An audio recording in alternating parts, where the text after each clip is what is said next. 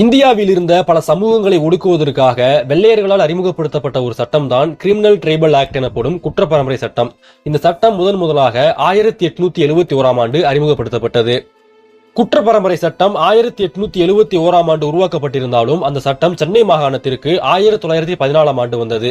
குற்றப்பரம்பரை சட்டம் சென்னை மாகாணத்தில் அமல்படுத்தப்பட்ட பொழுது தமிழ்நாட்டில் இருந்த பல சமூகத்தினர் இந்த சட்டத்தால் பாதிக்கப்பட்டாங்க. பிரமலை கள்ளர்கள், மறவர்கள், வளையர், அம்பலக்காரர், படையாட்சி, வேட்டுவ கவுண்டர் இப்படி 89 சாதிகள் இந்த குற்றப்பரம்பரை சட்டத்தால் பாதிக்கப்பட்டாங்க. இந்த குற்றப்பரம்பரை சட்டம் எங்களுக்கு வேண்டாம், நாங்கள் ஒன்றும் குற்றப்பரம்பரை சாதிகள் கிடையாது அப்படின்ட்டு தமிழ்நாட்டில் இருந்த அனைத்து சாதிகளுமே போராட ஆரம்பிச்சாங்க.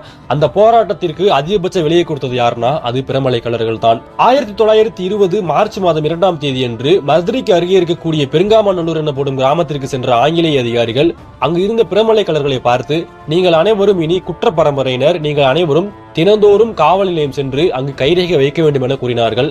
ஆனால் அங்கிருந்த கள்ளர் சமூகத்தினர், நாங்கள் அனைவரும் விவசாய கூலிகளை, நாங்கள் குற்றப்பரம்பரையினர் கிடையாது, எங்களால் கைரேகை வைக்க முடியாது என மறுத்தனர். இதன் பிறகு அந்த ஊரில் இருந்த பெரும் நபர்கள் மதுரையில் இருந்த கலெக்டரை சந்தித்து மனுவும் கொடுத்தார்கள். ஆனால் அந்த மனுவானது நிராகரிக்கப்பட்டது. இதன் பிறகு 1920 ஏப்ரல் மாதம் 3ஆம் தேதி அன்று மதுரை மாவட்ட கலெக்டர், நீதிபதி, பட்டாலியன் ஆகிய பெரும்படை பெருங்காமநல்லூர் சென்று அங்கிருந்த பிரமலை கள்ளர்களிடம் நீங்கள் கைரேகை வைக்க வேண்டும் என கூறினார்கள். ஆனால் பிரமலை கள்ளர்கள், எங்களால் கைரேகை வைக்க முடியாது, இந்த சட்டத்தை எங்களால் ஏற்க முடியாது என கூறி மறுத்துவிட்டார்கள். இதன் பிறகு ஆங்கிலேய பட்டாலியன்களுக்கும் பிரமலை கள்ளர்களுக்கும் இடையே போராட்டமானது வெடித்தது. போராட்டத்தில் ஆங்கிலேய காவல்துறையினர் துப்பாக்கி சூட்டில் ஈடுபட்டார்கள். நடந்த அந்த துப்பாக்கி சூட்டில் மொத்தமாக 16 பேர் சுட்டுக் கொல்லப்பட்டார்கள். மாயாண்டி தேவர், குள்ளன் பெரிய கருப்பன், விருமாண்டி தேவர், சிவன்காலை தேவர், முனியாண்டி தேவர், முத்துக்கருப்பன், மோளை சின்ன தேவர், மாயாண்டி தேவர், முனியன் என்கின்ற மாயாண்டி தேவர், உடையார் தேவர், சின்னமய தேவர், பெரிய கருப்ப தேவர், வீராண தேவர், முத்தையா தேவர், வீரத்தேவர் என 16 பேர் ஆங்கிலேய காவல்துறையினரால சுட்டுக் கொல்லப்பட்டாங்க. ஆங்கிலேயர்கள் இப்படி கண்மூடித்தனமாக துப்பாக்கி சூடு நடத்தினதுல பலருமே படுகாயம் அடைந்திருந்தாங்க. அப்படி காயம்பட்ட ஒருவருக்கு மாயக்கால் என்கின்ற ஒரு பெண்மணி தண்ணீர் கொடுக்க ஓடுவாங்க. அப்படி ஓடின அந்த பெண்மணியை ஆங்கிலேய காவல்துறையினர் அடித்து கீழே தள்ளி துப்பாக்கியில் இருந்த கத்தியால் அந்த பெண்மணியுமே குத்தி கொண்டிருப்பாங்க. மொத்தமாக பெருங்காமநல்லூரில் நடந்த அந்த போராட்டத்தில் 17 பேர் கொல்லப்பட்டாங்க காவல்துறையினரால்.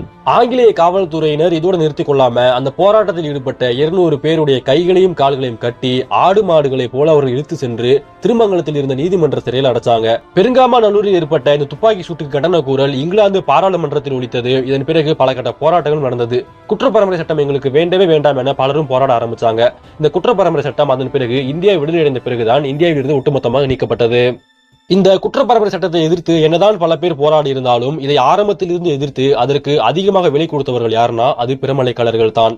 ஜாலியன் வாலாபாக் படுகொலை பற்றி பக்கமாக படித்த நம்ம மதுரையில் நடந்த இந்த கொடூரமான பெருங்காமநல்லூர் படுகொலை பற்றி படிக்காமல் தான் இருக்கிறோம். வரலாற்று பக்கங்களில் இன்றுமே மறைக்கப்பட்டுக் கொண்டுதான் இருக்கிறது.